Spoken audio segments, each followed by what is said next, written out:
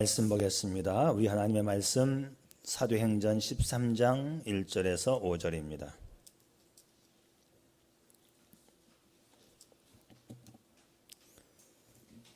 사도행전 13장 1절에서 5절 제가 봉독해 올리겠습니다. 안디옥 교회에 선지자들과 교사들이 있으니 곧 바나바와 니게르라 하는 시므온과 구레네 사람 루기오와 분봉왕 헤롯의 젖동생 마네엔과 및 사울이라. 주를 섬겨 금식할 때에 성령이 이르시되 내가 불러 시키는 일을 위하여 바나바와 사울을 따로 세우라 하시니 이에 금식하며 기도하고 두 사람에게 안수하여 보내니라. 두 사람이 성령의 보내심을 받아 실루기아에 내려가 거기서 배 타고 구보로에 가서 살라미에 이르러 하나님의 말씀을 유대인의 여러 회당에서 전할세 요한을 수행원으로 두었더라. 아멘.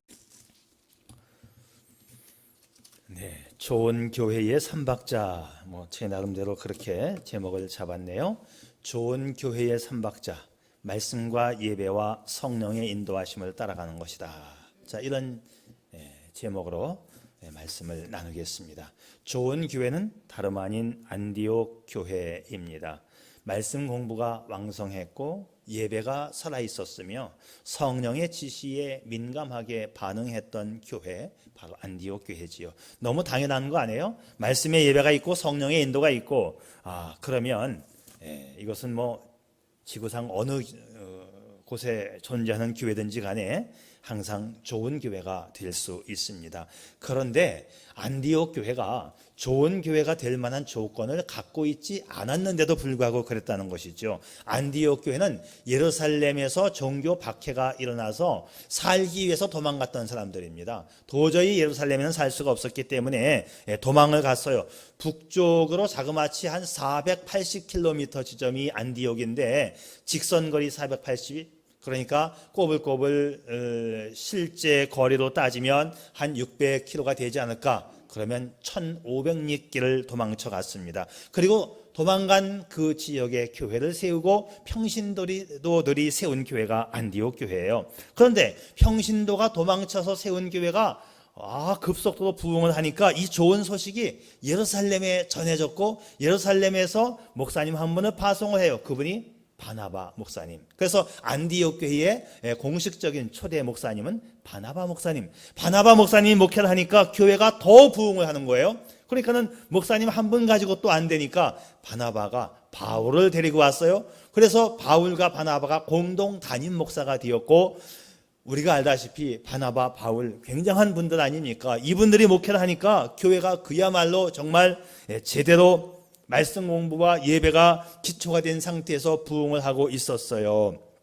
오늘 1절 말씀을 보겠습니다. 안디옥 교회에 선지자들과 교사들이 있으니 곧 바나바와 니게르라 하는 시므온과 구레네 사람 루기오와 분봉왕 헤롯의 젖동생 마나엔과 및 사울이라. 이 두 가지가 강조되고 있는데 선지자와 교사가 있었다는 것, 그리고 다양한 사람들이 있었다는 것, 이것이 안디옥 교회의 특징입니다. 1절 말씀에서 5명의 선지자와 교사들이 있고 그들의 명단이 공개가 되고 있습니다. 이 명단을 살펴보게 되면 이 사람들의 출신 지역과 어떤 사람들인가를 알 수 있는데, 바나바 아까 말씀했죠? 예루살렘에서 파송받은 초대 목사님이시고, 시므온은 니게르가 이게 흑인이라는 뜻이죠. 영어에서 니그로 그러면 껌둥이, 이 흑인을 좀 안 좋게 부르는 말이에요. 여기 성경에 니게르라고 부르는 시므온, 그러니까 아프리카에서 온 사람이에요. 자, 그 다음에 루기오는 구레네 사람이라고 되어 있어요. 유대인이 아닙니다. 마나에는 헤롯의 젖동생. 헤롯은 왕이잖아요. 왕의 젖동생이니까 왕궁에서 살았던 귀족, 부자. 그리고 사울은 당시에 석학이고 기독교인들을 받겠던 사람들. 정말 섞여도 이렇게 골고루 섞였을 수가 있을까? 5명은 서로 배경과 문화와 피부 색깔이 달랐지만 한 교회를 이루는 중추 인물이 되었고, 이들이 함께 교사로서 선지자로서 동역하는 모습을 보여줍니다. 귀족과 서민이, 유대인과 이방인이 인종차별까지 뛰어넘어서 무식자 유식자가 함께 어우러진, 가난한 자와 부자와 함께 되어지고 있는 정말 보기 드문 교회인데, 이 다양한 사람들이 모여서 하나가 될 수 있었던 아주 좋은 교회입니다. 여러분, 예수를 믿고 있나요? 그러면 말이죠, 우리도 하나 되어야 합니다. 성도는 말씀 안에서 하나 되어야 해요. 몸이 하나요 성령도 한 분이시니 이와 같이 너희가 부르심의 한 소망 안에서 부르심을 받았느니라. 우리는 하나로 한 사람 되라고 부르심을 받았어요. 우리 많이 달라요. 그럼에도 불구하고 우리는 하나입니다. 서로 다른 문명과 인종과 학식은 충돌하는 것이 아니고 서로 공존하는 것입니다. 함께 모여 공존하면 참 아름답습니다. 한 송이 꽃만 달랑 피어 있는 것보다도 다양한 꽃들이 어우러진 화단은 더욱더 아름답지요. 우리 교회 안에 정말 어쩌면 그렇게 다른 사람들이 모였습니까? 하나하나 따져보게 되면 정말 내 마음에 안 맞는 사람 참 많아요. 솔직히 다 다릅니다. 또 여러분이 저를 볼 때도 그렇고 제가 여러분을 볼 때도 그렇고 정말 다 다르구나. 그렇지만 우리는 하나가 되어야 한다는 거예요. 남자와 여자가 만나서 결혼하는 것도 엄청 어려운 일입니다. 이거 내 마음에 딱 맞는 사람을 고르려고 하다 보니까 평생 못 골라요. 결혼이라고 하는 것도 성경은 서로 다른 사람이 만나서 하나 되어 살아가는 것이라고 성경이 말해주고 있지요. 안디옥 교회는 하나됨의 멋진 모습을 보여주었습니다. 그런데 성령께서 안디옥 교회의 공동 담임 목회자 바나바와 사울, 이 두 사람이 목회를 하고 교회가 정말 재밌게 부흥을 하고 있는데 성령께서 하시는 말씀, 바나바와 사울을 선교사로 파송하라 그러는 거예요. 지금 꿈만 같은 신앙생활을 하고 있는데 다른 데로 이제 보내줘라. 그런데 하나님의 뜻이라면 성령의 음성을 듣고 또 그대로 또 시행을 합니다. 그래서 좋은 교회는 말씀이 있고 예배가 있고 성령의 인도하심이 있는 교회는 정말 좋은 교회다. 자, 첫째로 좋은 교회는 말씀 중심의 교회입니다. 안디옥 교회의 선지자들과 교사들이 있으니 이렇게 시작하죠. 자, 안디옥 교회를 소개하면서 첫 마디가 뭐냐? 선지자와 교사가 있었다. 선지자는 하나님의 말씀을 받아서 백성들에게 전달하고 백성들을 계몽하고 가르치는 역할을 하는 것이 선지자예요. 우리가 구약 성경을 읽다 보게 되면 선지서 가운데서 이런 문구가 참 많이 등장합니다. 여호와의 말씀이 내게 임하여 가라사대, 하나님의 말씀이 내게 임하였고 나는 받은 말씀을 증거한다, 그런 뜻이죠. 하나님 말씀을 받아 선포하는 자가 선지자, 요즘 말로 말하면 목사님들이 여기에 해당한다라고 좀 비슷하게 붙여볼 수 있습니다. 그 다음에 교사는 우리가 아는 그대로입니다. 1대1로 가르치거나 소모임 혹은 가정교회 사역자 정도로 보면 돼요. 이 안디옥 교회도 작은 가정교회가 또 많이 생겨나면서 그 작은 가정교회들을 이 교사들이 책임지었던 거지요. 자, 이로 보건대 안디옥 교회는 말씀에 대한 조직이 잘 갖추어진 교회였습니다. 좋은 교회의 구성 요건은 좋은 건물이 있고 성도가 많은 것이 아니라 그 성도들이 말씀을 잘 배우고 실천하는 데 있습니다. 자, 이 말씀이 얼마나 중요한가? 히브리서 4장 12절, 하나님의 말씀은 살아있고 활력이 있다, 운동력이 있다고 말씀하고 있어요. 하나님의 말씀은요, 죄인들의 심령을 갈아엎고 죽었던 영혼 살리고 새로운 존재로 재창조할 수 있는 능력이 있습니다. 그래서 성도가 구원받고 성도가 성장하고 신앙생활에서 복을 받는 것은 다 말씀과 연관되어 있어요. 너희가 거듭난 것은 썩어질 씨로 된 것이 아니요 썩지 아니할 씨로 된 것이니 살아있고 항상 있는 하나님의 말씀으로 되었느니라. 썩지 않는 씨, 곧 하나님의 말씀으로 구원받고 이 말씀으로 성장하고 이 말씀으로 우리가 복을 받는 거예요. 자, 그래서 우선은 말이죠, 하나님 말씀에 대한 이 말씀 공부를 잘 해야 돼요. 그런데 한 가지 제가 좀 강조드리고 싶은 것은 하나님 말씀을 잘 배우고 공부를 해야 되는데 하나님 말씀 공부, 성경 공부를 제일 잘못하는 방법이 뭐냐? 단순히 지식을 얻기 위한 성경 공부는 의미가 없어요. 아는 척하고 잘난 척하고 똑똑한 척하다가 오히려 더 다칩니다. 하나님의 말씀을 공부하는 이유, 실천하기 위해서. 그러니까는 공부를 위한 공부가 아니고 실천을 하기 위한 말씀의 공부가 되어야 합니다. 그래서 D.L. 무디 목사님이 이런 말씀을 하셨죠. 성경은 정보를 위한 책이 아니라 변화를 위한 책이다. 설교 말씀을 듣고 하나님 말씀을 깨달으면 우리가 변화를 받아야 되는 거예요. 자, 성경은 우리를 변화시키고 우리가 험한 세상을 헤치고 나갈 능력을 주시며 우리가 이 말씀으로 세상을 이겨 하늘 복을 경험할 수 있도록 인도하는 책이 성경입니다. 그래서 말씀대로 살면 복을 받게끔 되어 있어요. 말씀대로 살면 이 세상을 이길 힘을 얻게 되는 겁니다. 자, 무디 목사님은요, 초등학교도 못 나왔어요. 집도 가난했습니다. 거리에 불황아, 그냥 방랑자로 그냥 세상을 떠돌던 어린아이가 예수님을 영접해서 목사님이 되었는데, 학교를 안 다녔기 때문에 사실상 무디 목사님은 글도 잘 못 쓰고 또 언변술도 약했어요. 근데 그 믿음의 열정 하나만큼은 굉장히 뜨거웠던 거지요. 정말 하나님의 말씀으로 살았습니다. 자, 어느 분이 무디 목사님의 성경책을 볼 수 있는 기회가 되어서 이 무식하지만 이 믿음이 좋은 우리 무디 목사님은 어떤 성경을 보시나 하고 이렇게 성경을 열어보니까 성경책에가 T, P, T, P 이렇게 써 있는 거예요. 어떤 때는 간혹 T자만 써 있고. 그래 목사님께 물었어요. 이 T, P, T, P가 뭡니까? 했더니 그거는요, T는 테스트, 실험을 해보았다. 내가 말씀대로 이렇게 살아보았고, P는 proved, 입증이 되었다. 내가 말씀대로 살았더니 하나님이 이 말씀대로 응답을 주셨다. 입증이 되었을 때는 P라고 내가 또 답을 적었지요. 그래서 아직 P가 없는 거는 내가 지금 이 말씀대로 계속 살고 있는 중입니다. 하나님이 언젠가는 응답을 주실 것입니다. 이렇게 답변을 하더라는 거예요. 그렇습니다. 말씀대로 살면 말씀이 대로 이루어지고 이 말씀대로 우리가 복을 받는 거지요. 자, 여러분, 복된 성도, 좋은 교회가 되기 위해서 우선 말씀을 듣고 읽고 공부하는 일에 실천을 다할 수 있기를 바랍니다. 여러분, 거북이 크리스천, 거북이 신자라는 말을 들어보셨어요? 거북이 신자. 얼핏 들으면 게으름뱅이 신자처럼 보이잖아요. 근데 그렇지 않아요.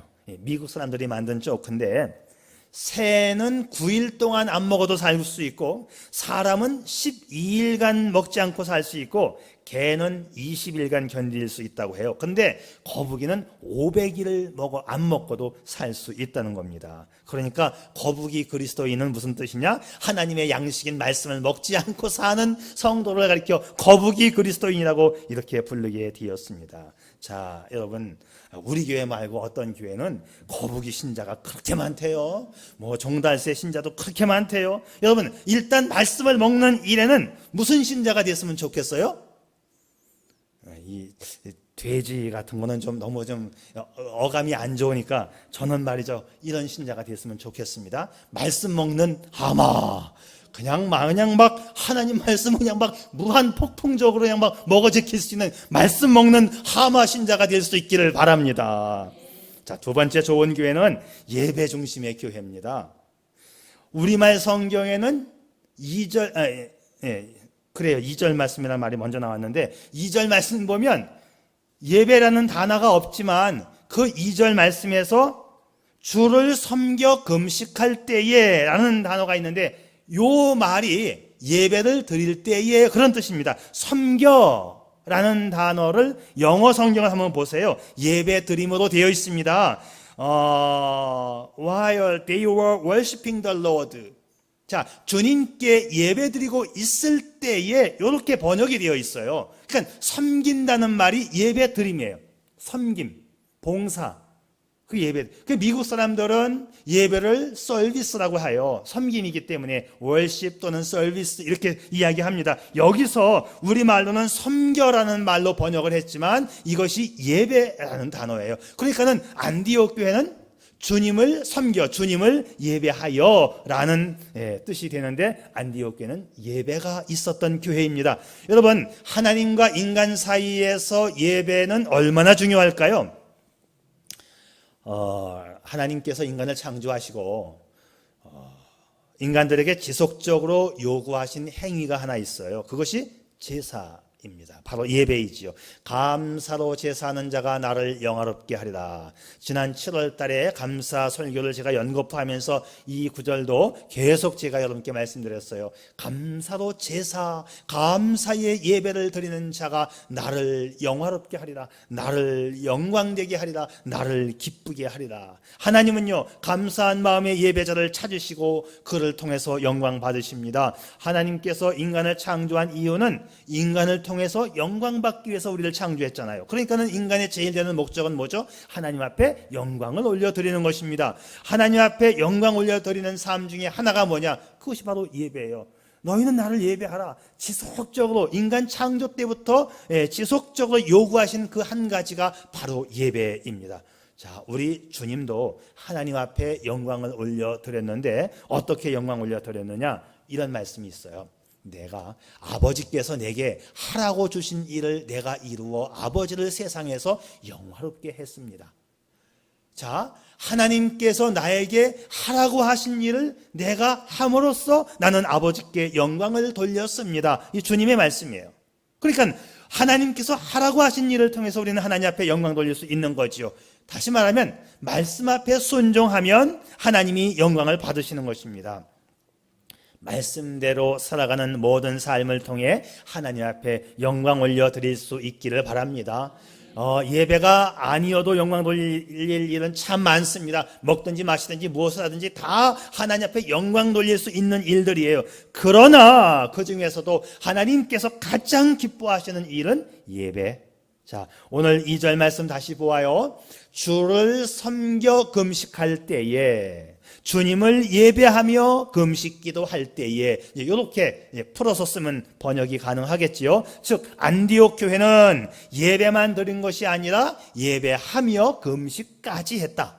그러니까 이 금식도 금식을 위한 금식이 아니라 예배하며 금식 이렇게 되어 있는데, 자, 유대인들은 습관적으로 또는 주기적으로 금식 기도를 해왔어요. 그런데 안디옥 교회는 주님 앞에 예배하기 위해서 금식까지 하는 겁니다. 금식의 목적과 이유가 뭐냐? 예배하기 위해서 자, 이런 예배와 이런 금식 기도를 하니까 하나님께서 기뻐 받으시는 거죠.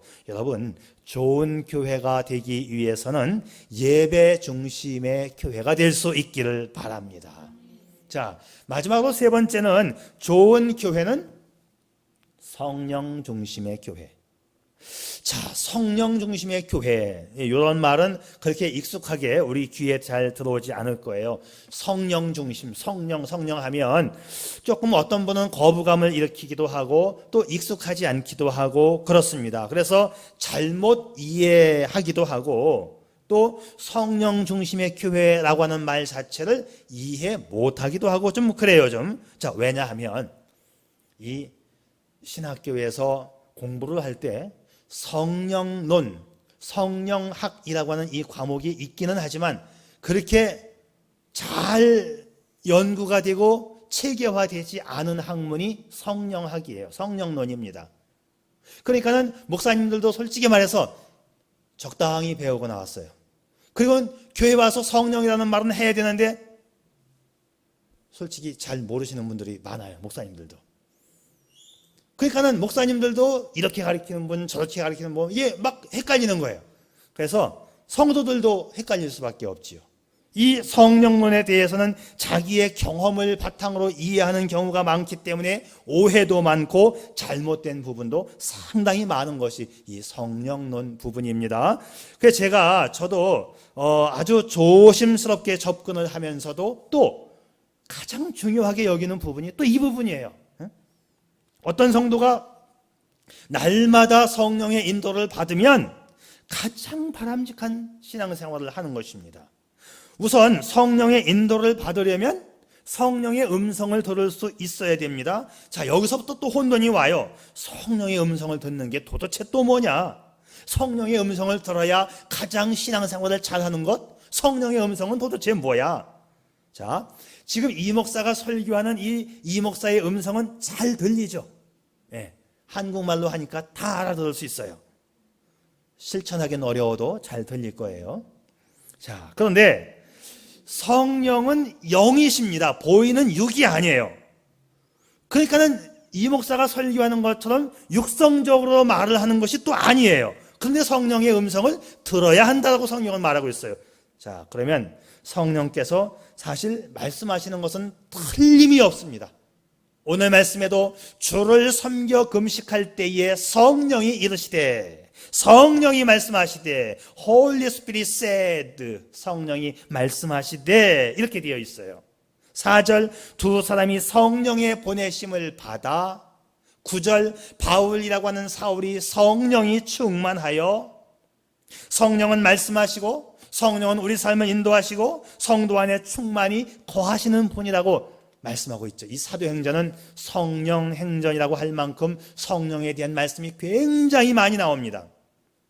그래서 성령 중심으로 사는 것이 하나님과 함께하는 삶이고 가장 믿음 생활을 잘 하는 건데, 이게 잘못 이해되어지는 경우가 참 많아요. 그러면 성령께서 어떻게 말씀하시느냐, 사실은 이 부분만을 가지고 제가 몇 번을 설교해야 되는데, 자, 오늘 제가 설교 준비하면서 사실 고민을 많이 했어요.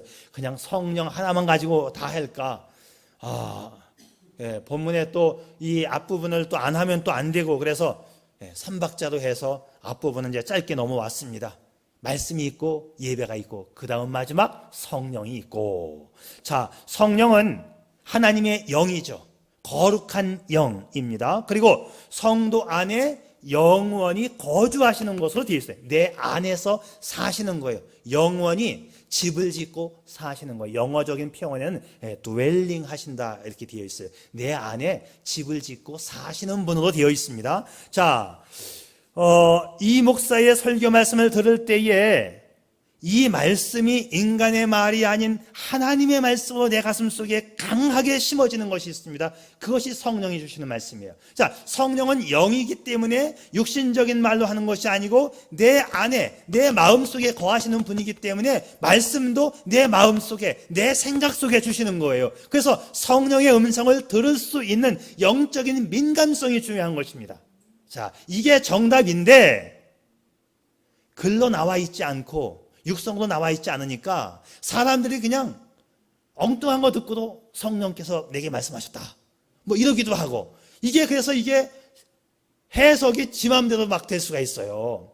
그래서 이게 참 중요하면서도 이게 엉망진창이 또 될 수도 있고, 그래서 아주 조심스럽게 가르쳐야 하는데, 신학교에서도 정확하게 어떤 뭐는 아웃라인은 주고 있는데 깊이 들어가서는 좀 혼돈되는 부분도 많고, 어떤 목사님들이 그래서 이 성령론에 대해서는 강의를 잘 안 하려고 하고, 또 어떤 분은 알지도 못하면서 그냥 막 성령에 대해서 막 설교하는데 제가 들어보면 엉터리 설교가 솔직히 목사님들 가운데 굉장히 많습니다. 그래서 이게 참 문제가 많이 되고 있어요. 자, 성령은 어떻게 말씀하시느냐? 기도할 때, 찬송할 때, 예배하는 순간 내 마음에 어떤 감동을 주십니다. 깨우침을 주십니다. 성경 읽을 때에 그 말씀이 강하게 내 속에 새겨지기도 합니다. 단 한 가지 조심할 것은 뭐냐? 사탄이 주는 음성과 구별할 줄 알아야 합니다. 내가 받은 말씀이, 내가 받은 감동이 성경 말씀과 위배되지 않고 이 받은 영감이 교회에 유익을 주어야 하고, 또 이것을 실천했을 때 하나님 앞에 영광이 되어야 합니다. 이 3박자가 맞지 않으면 이거는 잘못된 영감이에요. 사탄이 준 것입니다. 하나님 말씀과 위배되지 않고 교회에 유익을 주고 덕을 끼치며 하나님께 영광 돌리는 말씀, 그러면 좋은 거예요. 그런데 나 혼자만 좋은 말씀이 있어요. 이거는 자기가 상상으로 받은 거예요. 자기 신념으로 받은 것입니다. 자, 제가 아주 쉬운 문제 하나 내볼게요. 성령의 음성인가 마귀의 음성인가 풀어보세요. 어떤 예쁘고 돈 많은 여인이 이 목사를 찾아와서 자기와 결혼해 달라고 합니다. 나는 미모가 출중하고 젊고 돈도 있습니다. 목사님이 저와 결혼해 주시면 교회 빚을 다 갚아드리고 이 건물 전체를 다 사서 멋진 교회로 꾸미겠습니다. 하나님께서 자기에게 그런 음성을 주셨다라고 한다면 성령의 음성인가요? 마귀의 음성인가요? 이럴 때 하는 말, 사탄아 물러가라 하는 거지요. 근데 신앙생활 하다 보면 이런 경우가 종종 생겨요. 하나님께서 내가 누구랑 결혼하라고 했다고? 목사님 내가 기도하는데 누구랑 결혼하라고 했습니다. 목사님 중매 다리를 좀 놔주세요. 참 곤란한 일이죠.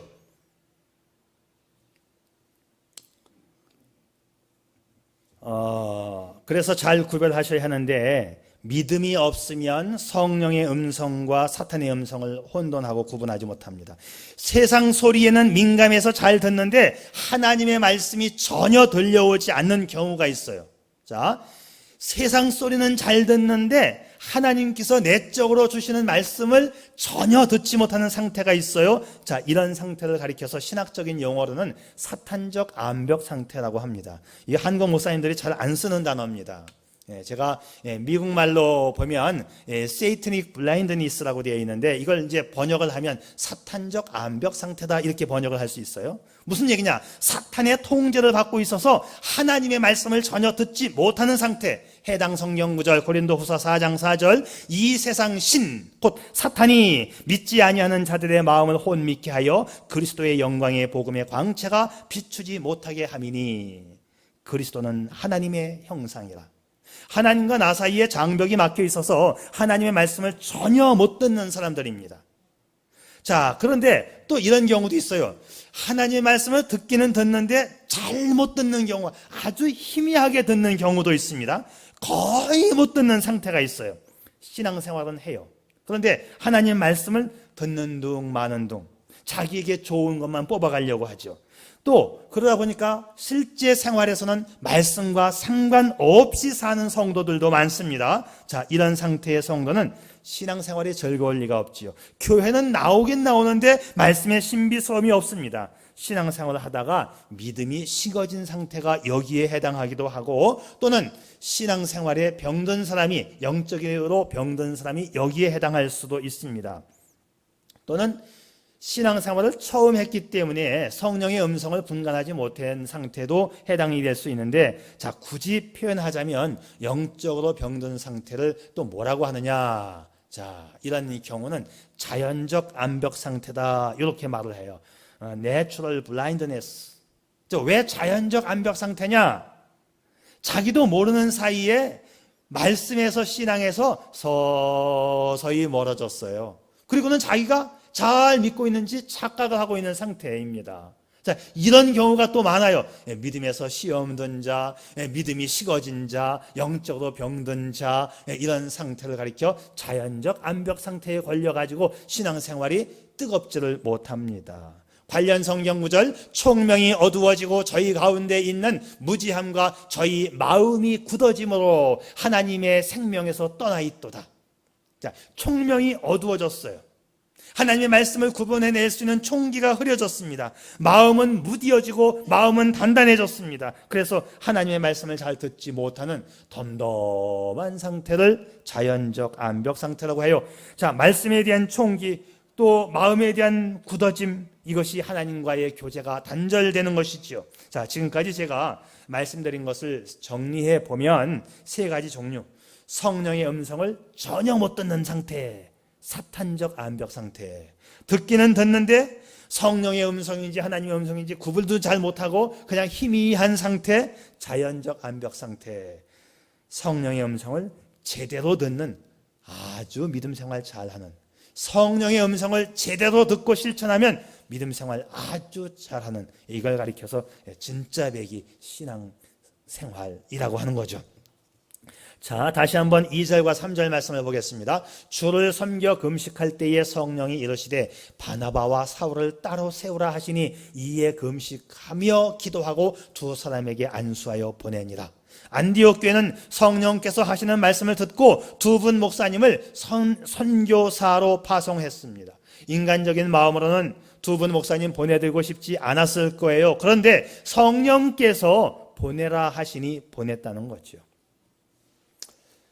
미국의 유명한 부흥운동가인 찰스 피니라고 하는 목사님은 죄인들이 회개하지 않는 것이 죄가 되는 것처럼 그리스도인이 성령으로 충만하지 않는 것도 죄다 말했습니다. 성령 충만 주님의 명령입니다. 성령 충만해야 주님의 인도받을 수 있습니다. 성령 충만하지 않고는 거룩하고 복된 신앙생활을 할 수 없는 거예요.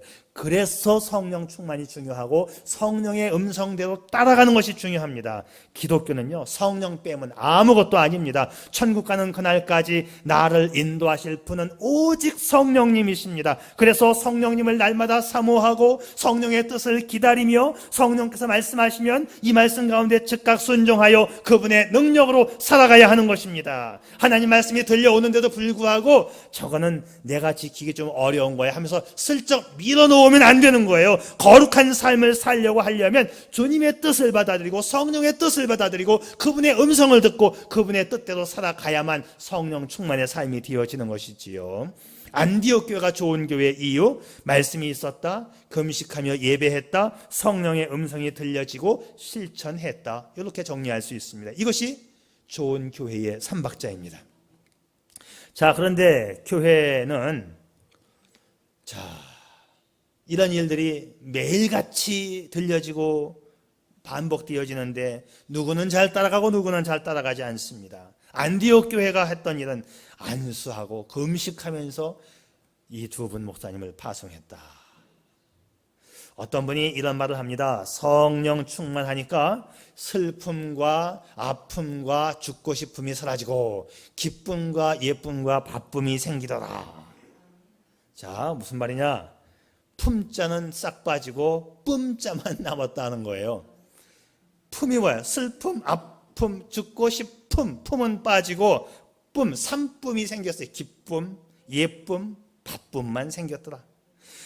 자, 성령 충만 받고 보니까 내가 하나님의 자녀인 것이 기쁘고 구원받은 것이 기쁘고 날마다 성령의 인도받고 살아감이 기쁘고 바라보는 모든 것이 예쁩니다. 아내도 예쁘고 자녀도 예쁘고 남편도 예쁘고 목사님도 예쁘고 교회 성도가 다 예뻐 보이더라. 그러니까 사랑하게 되죠. 그리고 또 바쁨. 말씀대로 살려고 보니까 예배, 또 말씀, 기도, 이 모든 것들을 하다 보니까 얼마나 바빠지는지요. 그러나 성령께서 도와주시니 작은 문제가 있더라도 도와주실 것을 믿기 때문에 날마다 마음 편히 살아갈 수 있었다고 고백합니다. 사랑하는 성도 여러분, 성령 충만으로 삼품은 사라지고 삼쁨이 생길 수 있기를 주님의 이름으로 축복합니다. 네, 기도하겠습니다. 신앙생활을 잘하는 비결이 뭘까요? 말씀으로 시작하고 말씀으로 끝을 맺으면 됩니다. 말씀을 잘 따라가면 삼박자의 신앙생활이 갖추어집니다. 말씀과 예배와 성령 충만.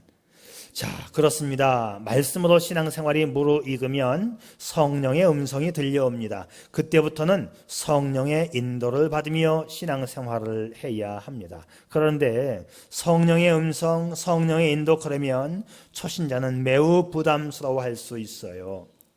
하지만 걱정하지 마세요. 중요한 것은 시작과 과정인데 모두가 다 말씀입니다. 말씀 앞에 순종하며 따라가다 보면 여러분의 마음속에 내적으로 들려주시는 음성이 느껴집니다. 그것이 주님의 뜻을 이루어드리는 것이라면 성령의 음성으로 여겨도 무방합니다. 그 내적인 음성을 듣고 실천함이 가장 바람직하고 성숙한 신앙생활이 됩니다. 오늘도 성령 충만으로 성령과 함께 복된 삶이 펼쳐지기를 주님의 이름으로 축복합니다. 아버지 하나님, 오늘도 주의 전에 보내주시고 귀한 말씀 들려주심에 감사합니다. 좋은 교회의 삼박자 말씀 예배 성령의 인도함 받는 우리 반석교회 복된 교회가 되게 해 주시옵소서. 예수님의 이름으로 기도 올리옵나이다. 아멘.